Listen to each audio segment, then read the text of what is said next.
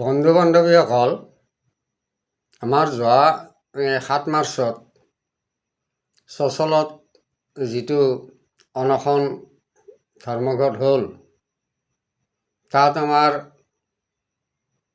অসমৰ NPS চৰকাৰী NPS কৰ্মচাৰী সংস্থাৰ সভাপতি মহাশয় অচ্যুতানন্দ হাজৰিকাদেৱৰ তেখেতৰ বক্তব্যৰ কিয়দাংশ মই আপোনালোকক অলপ শুনাব বিচাৰিছোঁ। তেখেতে সেই সভাত সেইদিনাখন অনশন কাৰ্যসূচীত কি কৈছিল, সেই কথাখিনি মই আপোনালোকক জনাবলৈ বিচাৰিছোঁ। তেখেতৰ এটাই কথা যে আমি OPSৰ বাহিৰে NPS UPS এইবিলাক একো নেমানো।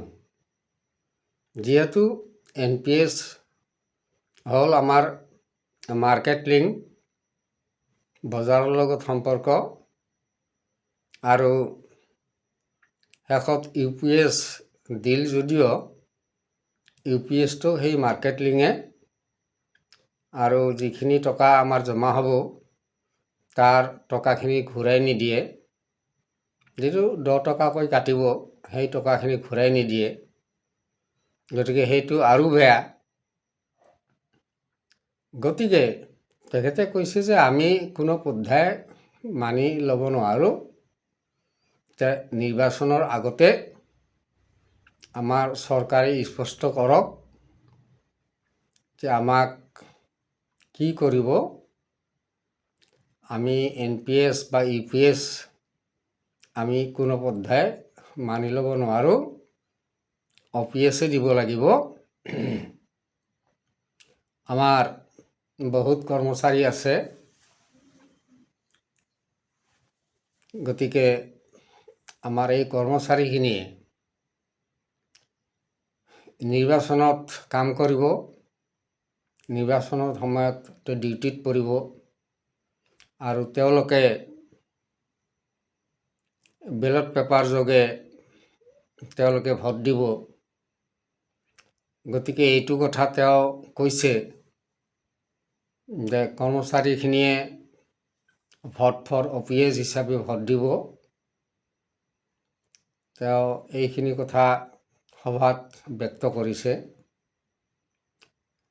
আজি যিসকল অৱসৰ লৈছে তেওঁলোকে 1200, 1500, 2000 এনেকুৱা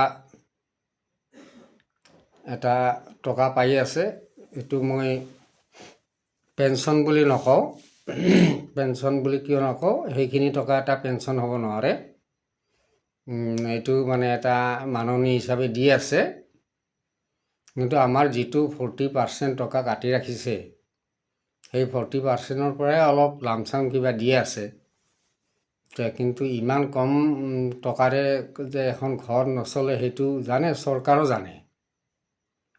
গতিকে আমাৰ সভাপতি মহাশয় এইখিনিয়ে কৈছে যে 2-2.5 লাখ টকা দৰমহা পোৱা এজন প্ৰফেচাৰে 6,000 টকা পেঞ্চন পায়।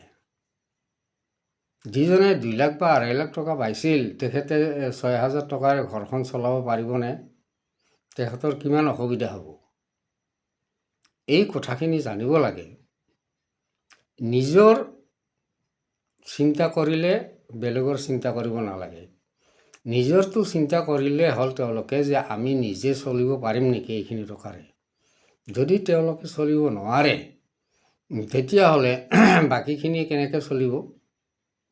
বৃদ্ধ বয়সত বহুতে বেলেগ কাম কৰিব লগা হৈছে, বহুতে হাজিৰা নিচিনা কাম কৰিব লগা হৈছে। আৰু কিছুমান মানুহে এই বয়সত, বৃদ্ধ বয়সত কামত ল'ব নোখোজে। আপুনি যে এই বয়সত কি কাম কৰিব, আপোনাকতো কামত লগাব আমাৰ বেয়া লাগে। তেওঁলোকে ধৰি লওক, মই কেইবা জাগাতো গৈছিলোঁ কামৰ কাৰণে, কিন্তু তেওঁলোকে কামত নাৰাখিল। শিক্ষক এজনক কেনেকৈ মোক কামত ৰাখিব গ'লে তেওঁলোকে মই কাম কৰিব লাগিব, চেয়াৰ টেবুলবিলাক মচিব লাগিব, ঘৰ ঝাৰু দিব লাগিব, সেইবিলাক কামত নিয়োজিত কৰিব লাগিব। শিক্ষক এজনক বা চাকৰি কৰা কৰ্মচাৰী এজনক তেওঁলোকে কেনেকৈ সেই কামটো কৰিবলৈ দিয়ে এই বৃদ্ধ বয়সত? সেইকাৰণে কত কামত নাৰাখে। এই কামত নাৰাখাৰ কাৰণে আমাৰ চলিবলৈ বহুত অসুবিধা হৈছে। যিসকল অৱসৰ লৈছে তেওঁলোকে বুজি পাইছে চলিবলৈ কিমান অসুবিধা হৈছে। গতিকে যদি আমাৰ নিৰ্বাচনৰ আগতে এই চৰকাৰখনে এইটো ব্যৱস্থা নকৰে, তেতিয়াহ'লে আমাৰ আন্দোলন আকৌ চলি থাকিব।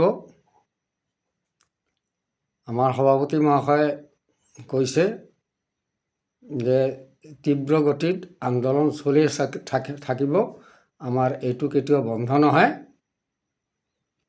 আৰু নিৰ্বাচনতো আমাৰ ভোট ফৰ অপিয়াজ হিচাপে ভোট দিয়া হ'ব। আৰু মোৰ এই যিটো ভিডিঅ' দিছোঁ বা মই যিটো কৈ আছোঁ, ইয়াত আপোনালোকে ভোট ফৰ অপিয়াজ বুলিয়ে লিখিব।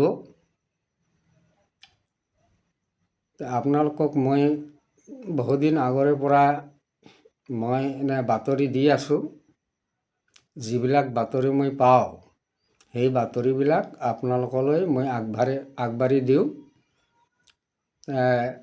আজিও মই এই কথাখিনি আমাৰ অল অসমৰ যিজন NPSৰ আমাৰ সভাপতিগৰাকী অচ্যুতানন্দ হাজৰিকাদেৱ, তেখেতৰ নিজৰ মুখৰ কথাখিনিহে মই আপোনালোকক অৱগত কৰিছোঁ আজি। গতিকে এইখিনি কথা নিৰ্বাচনৰ আগতে ক'ত দিব হয়তো দিয়াৰ কোনো এটা সঁহাৰি দেখা নাযায়। এতিয়া চৰকাৰে কি কৰিব খুজিছে তেওঁলোকেহে জানে। গতিকে এইখিনিতে মই সামৰণি মাৰিছোঁ আজি। ধন্যবাদ।